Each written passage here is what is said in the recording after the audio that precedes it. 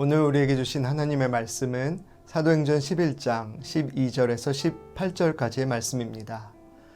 성령이 내게 명하사 아무 의심하지 말고 함께 가라 하심에 이 6 형제도 나와 함께 가서 그 사람의 집에 들어가니 그가 우리에게 말하기를 천사가 내 집에 서서 말하되 내가 사람을 욥바에 보내어 베드로라 하는 시몬을 청하라.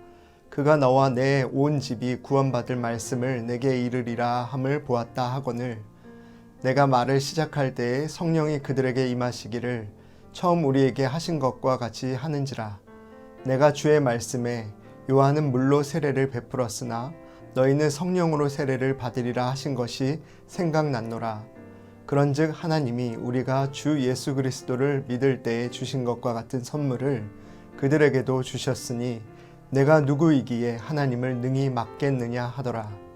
그들이 이 말을 듣고 잠잠하여 하나님께 영광을 돌려 이르되 그러면 하나님께서 이방인에게도 생명 얻는 회개를 주셨도다 하니라. 아멘. 오늘 본문은 베드로가 백부장 고넬료의 온 집에 복음을 전한 직후의 상황을 그리고 있습니다. 베드로는 그날의 이야기를 그와 같은 유대인이면서 성도였던 예루살렘 교인들에게 전했습니다. 그런데 이 은혜로운 간증의 이야기를 베드로는 매우 방어적으로 전하고 있음이 느껴집니다. 왜 그렇게 느껴질까요? 그것은 다름 아니라 당시 유대인들 안에 가득한 선민의식 때문이었습니다. 이런 선민의식 탓에 그들은 복음을 들었지만 그 복음이 그들 유대인이 아닌 무할례자들인 이방인들에게까지 임하리라곤 상상도 못했던 것입니다. 예수님을 그들의 구세주로 받아들인 초대교회는 이미 여러 번 파격을 경험하기도 했습니다. 예수님을 통해 세리와 창녀에게 다가가신 주님을 보았고 함께 식사하셨던 그분을 이미 만났습니다.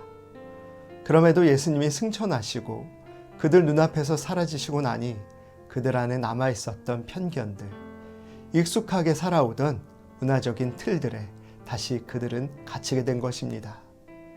베드로도 이런 편견과 선입견이 가득했었습니다. 고넬료를 만나러 가기 전까지 말입니다. 그가 욥바시에서 기도하던 중에 황홀한 환상을 경험했던 적이 있었습니다. 그는 환상 중에 땅에 4발 가진 짐승 등 유대인들의 전통 가운데 부정한 것들을 보았습니다.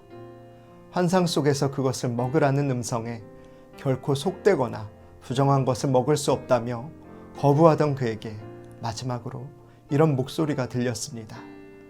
하나님이 깨끗하게 하신 것을 내가 속되다고 하지 말라 라고 말입니다. 우리는 계속해서 선교에 대한 책임에 대한 말씀을 함께 나눠오고 있습니다. 20세기 최고의 선교 신학자로 평가받고 있는 데이비드 보쉬는 선교란 경계를 넘어서는 것이라고 정의했습니다. 경계란 반드시 인종, 문화, 언어만을 뜻하는 것은 아닐 겁니다. 그런 1차적인 경계선으로부터 파생된 한층 더 깊어진 우리 안의 편견과 선입견이 어쩌면 우리가 마주하는 가장 큰 경계일 것입니다. 예수님은 사마리아 우물가 여인에게 다가가셨습니다.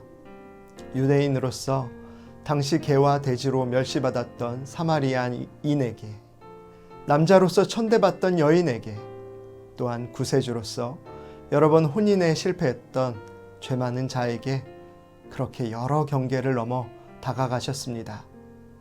베드로가 경계를 넘어 그날의 성령께서 함께 하셨던 기적을 담대히 나눴습니다. 그날의 은혜가 그 이방인들 모두에게 성령이 동일하게 임하셨음을 나누자 그들도 반응합니다. 사랑하는 성도 여러분, 하나님이 우리에게 주신 선교의 사명을 이루기 위해 우리는 우리 안에 세워진 경계들을 넘어설 수 있어야 합니다. 성령의 능력을 믿고 의지할 때 경계를 넘은 그곳에서 놀라운 역사가 이루어질 것을 믿음으로 기대하는 저와 여러분이 되기를 간절히 소원합니다. 기도하시겠습니다. 사랑의 하나님, 우리 안에 가득한 편견과 선입견의 경계를 넘을 수 있게 하여 주옵소서.